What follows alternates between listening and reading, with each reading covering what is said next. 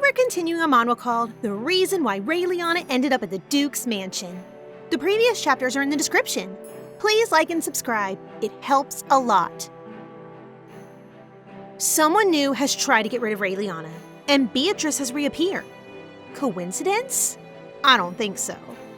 Noah and Raeliana have gotten closer and closer. Will they give in to their feelings? Or will they keep up their walls?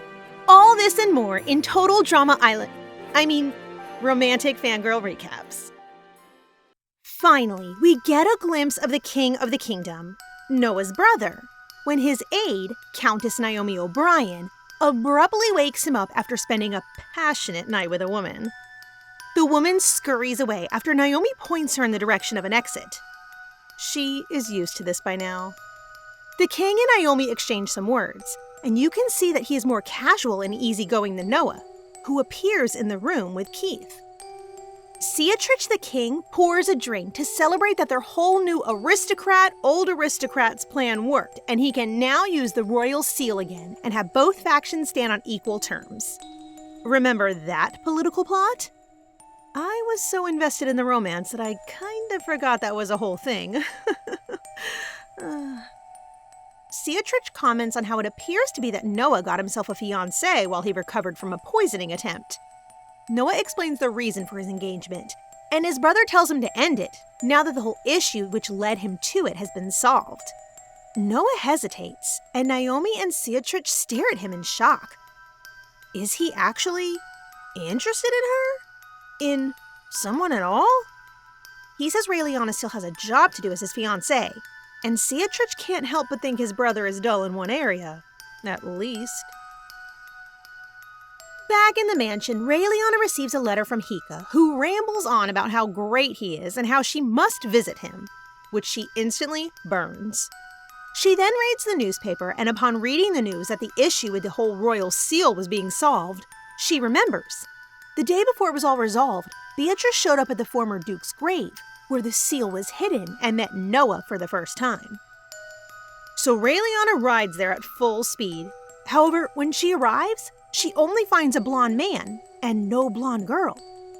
We know this man is Justin Shamal, and seeing her so flustered, he offers her a seat next to him on the ground to catch her breath. Even though he doesn't know her, he explains he was friends with the previous duke and invites her to drink with him in his honor, even though his grave was moved to the Windnight estate.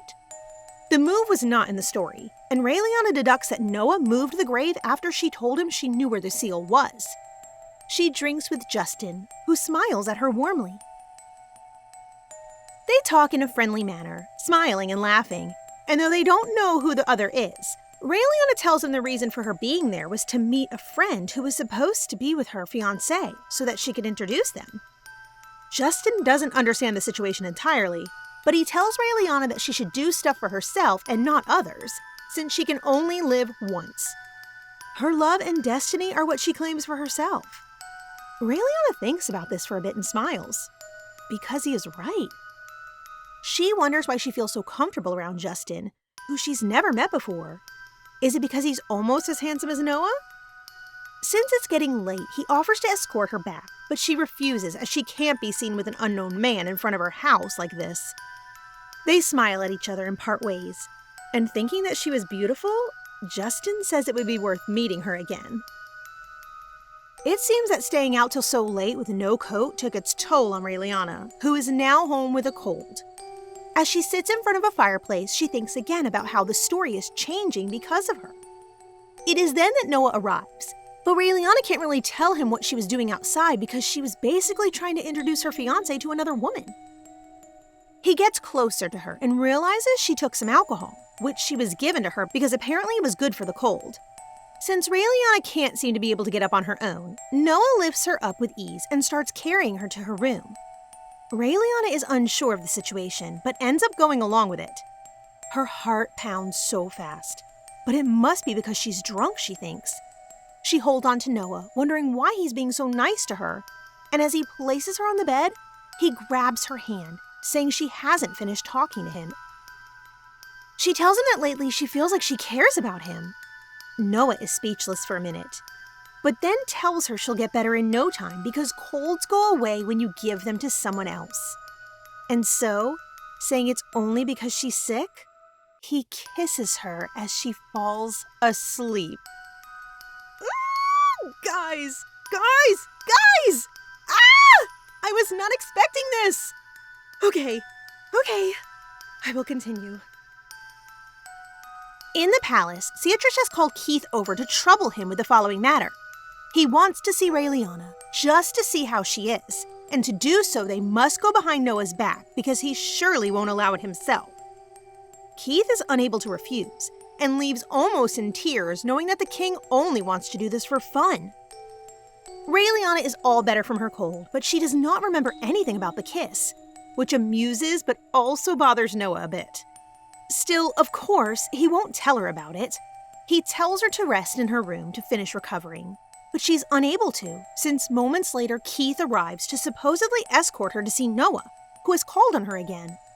Of course, this is all a lie, and Raeliana can see that he's all nervous, but she still tags along and is taken right to an audience with King Beatrice. The king smiles at her and she tries to leave, but Naomi closes the door behind her. Now trapped, Raeliana bows in front of him and Beatrice tells her to take a seat, apologizing for deceiving her, but Noah would have never allowed him to see her. She notices the Go board on the table, which is a game Raeliana knows how to play from her original world, and is very rare in this one. Noticing she knows it, the king and her play around, and while at it, end up discussing political affairs, which Raeliana says she knows about because she's the daughter of a merchant, so she can pick up on such things. Even though they're talking, she wins the game, and the king, who says he's never lost before, tells her she'll have to be his teacher until he wins. Raeliana is very confused by these turn of events and tries to get out of it, but Beatrice is firm, saying he's the king. Since he might want lessons at any time, she is to stay in the palace for the time being, so no going back to Noah. To be honest, I think he just says this to annoy his little brother. Although he says it's 'cause love has to suffer a little before blossoming fully. Yeah, I still think he just wants to bother him. Both Raeliana and Noah fidget with their rings as they think it should be fine if it's only for a few days, but their expressions seem to have more to them than that. On one of those days, Beatrice takes Raeliana through some passages, pranking her with not knowing the way, and they arrive at a beautiful place, in which he once more pranks her, telling she's been the only one to ever been allowed there, so she'll feel burdened. Poor Raeliana, bullied by both brothers. They really are birds of a feather. Beatrice, who has sustained an injury in the past and needs a cane to walk due to a limp, drops his cane, but Raeliana does not pick it up. He comments on this, saying she's the first person ever to not do so, to which she says he would not like her to. Indeed, she is right, and Beatrice reveals that though he initially brought her over just to have fun, he has come to like her. Not in a romantic way, though. Raeliana has received, amongst many bothersome invitations, an invitation to meet with Price. You see, the Iratil family had put a woman, Sorso, as concubine to Beatrice, and she had given birth to his son, Seymour, the first prince of the kingdom. Yeah, that dude we just saw is actually a father. Price is married to Sorso's brother, who is hungry for power and will likely use his newborn nephew to rise in the ranks of nobility. So Noah wanted Raeliana to get close to her to learn what families had connections with the Iritils to see who could be a threat to the current power. Due to the novel, Raeliana already knows it's the Larkin family, but since she can't straight up reveal it, she'll have to meet with Price a few times first to pretend to know. Besides, if she reveals it now, all her usefulness will be gone and, well, the engagement will be broken, which she's having mixed feelings about. She tries to shake herself out of them, but alas, a maiden's heart cannot be shaken. Why am I narrating like this? On the other hand, Noah is extremely tired and wonders if it's because he hasn't seen Raeliana in so long. He pays a visit to the palace and they see each other across a window. They start writing to each other in the window, and can I just say, this is so cute. They smile at each other, and before Raeliana is quickly called away by Beatrice, she tells Noah to come pick her up soon since she's waiting for him, which leaves an iceberg melting smile on Noah's gorgeous face.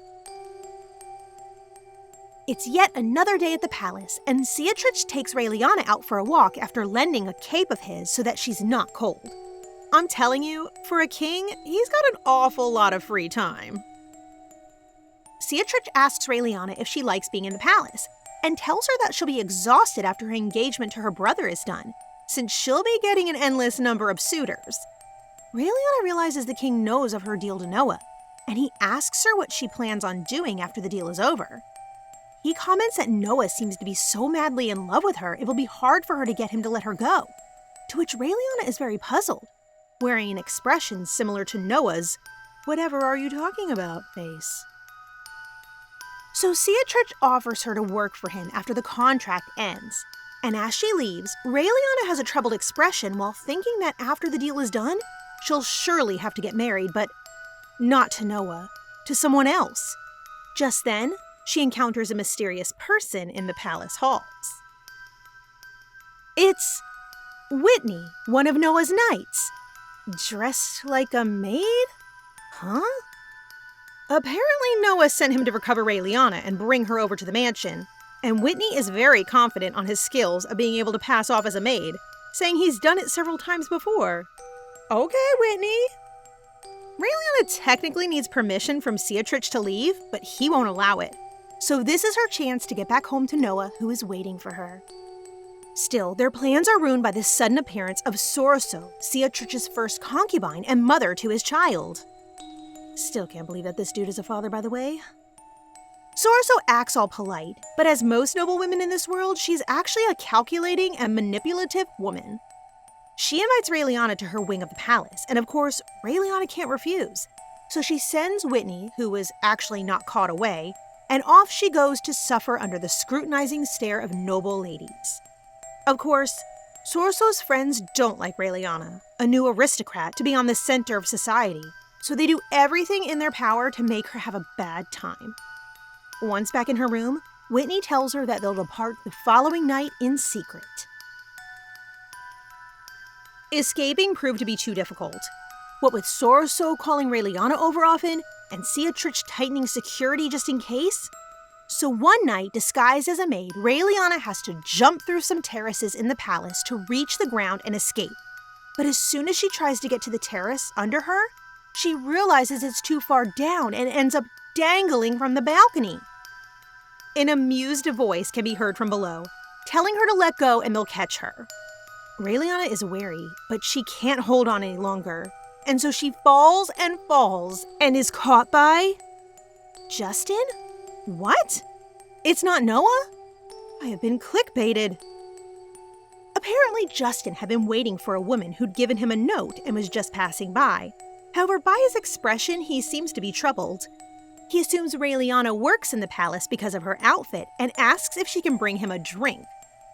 Since she can't reveal her identity, she goes and fetches some, leaving a note for him saying that he should drink with a friend if he's feeling down, and unknowingly leaving her engagement ring as well, since it fell to the floor as it was too big for her finger. Justin picks it up, reads the note, and smiles. Another day, another frustrated attempt at an escape. Raeliana is attending another one of Sorso's gatherings, and this time Price is in attendance as well. Of course, the other ladies still try to embarrass Raeliana, this time by bringing up the architectural topic, of which they are sure Raeliana knows nothing. However, they do not know that Gideon, the mansion's butler, has very passionately told Raeliana everything about the matter, and so she schools them with no issue.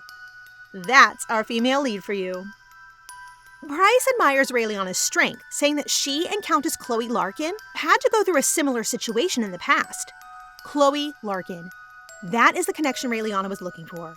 A connection with the Larkin family. Apparently, Chloe is from a fallen family and had to marry into the Larkin family. But the marriage seems an unhappy one, since it's rumored that while Chloe had to leave her lover to enter the marriage, her current husband has just taken on a new mistress. Given this gap, she might be useful in the future. Back in her room, Raeliana has received a strange dress and invitation from another wing of the palace. And while Whitney does not know much about it, she decides to go, only to find out it's a very inappropriate place. And who does she meet there? None other than Justin. Wow, he really is a playboy, huh? She tries to pretend she's someone else and tries to leave, but Justin can't let such a suspicious person wander around the palace. After all, she was just a maid, and now she's a noble at a secret party? He says that even if she's a thief, he'll let her go because they're old drinking buddies. Again, Raeliana asks to be let go, but Justin is unresponsive. He's stunned, looking at none other than Chloe Larkin herself. So, Justin was Chloe's ex-lover, and Chloe was the person Justin was looking for that night. Chloe calls out to him, but just when Raeliana is about to get away, he says he's found someone new and holds on to our female lead. Chloe chokes up, and sensing that Justin is wavering, Raeliana decides to hold on to him and run away to save him from himself, since she owes him from that day at the cemetery. Away they run, and after thanking her, Justin starts explaining his story. He was in love with Chloe, but being from a fallen family, his father did not approve. And well, Chloe did need to marry into a better position for her family, so she ended up marrying Count Larkin. Broken-hearted, Justin went away for 2 years, and upon returning found a note from her saying she wanted to see him. But when he went to find her, he found Raeliana. Raeliana tells him he should start seeing other people since he's too young to be hung up on someone like that. Girl, you know you're going to give him ideas about you, right? You have to be more clear. There will be a misunderstanding. Anyway, Raeliana now knows who Justin is, but he does not know who she is at all, and she won't tell him. With a sparkling Raeliana smile, our female lead leaves, telling him that if they're fated to meet again, they will. And as Justin fidgets with the ring he didn't return, he says he feels like it will be so. Ah! Another man has entered the scene! My heart stands with Noah, but what do you think? Anyone here with second male lead syndrome? Don't forget to ask for the next part in the comment section, and to like and subscribe for more videos. Thanks for watching, and see you in the next one!